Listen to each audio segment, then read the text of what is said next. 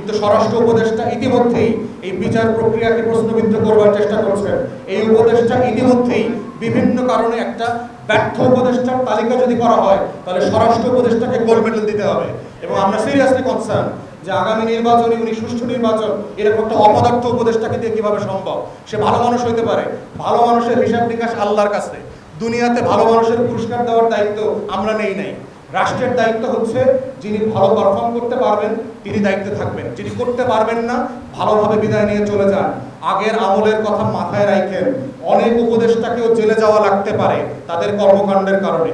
প্রজাতন্ত্রের কর্মচারী criminal offence করেছে, ফৌজদারি অপরাধী, তাকে তার মতো করে সবার মধ্যে প্রিজনারদের ইকুয়াল প্রিজনার স্ট্যাটাস দিতে হবে।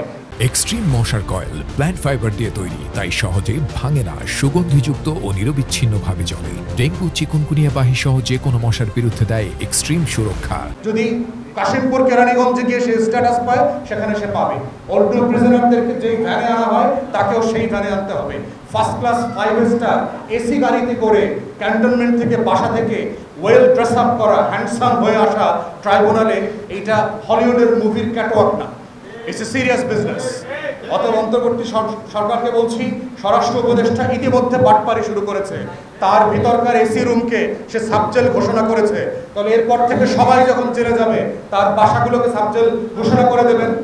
গরিব মানুষ, দুঃখী মানুষ যার ক্ষমতা নাই তিনি কাশিমপুর কেরানীগঞ্জে থাকবেন, আর অতি ক্ষমতাবান যারা তারা এসি রুমে 5 স্টার জেলে থাকবে, নিজের বাসায় থাকবে, আইফোন ব্যবহার করে দুনিয়ায় দেশে বিদেশে যোগাযোগ করবে, ফেসবুকে বট আইডি চালাবে।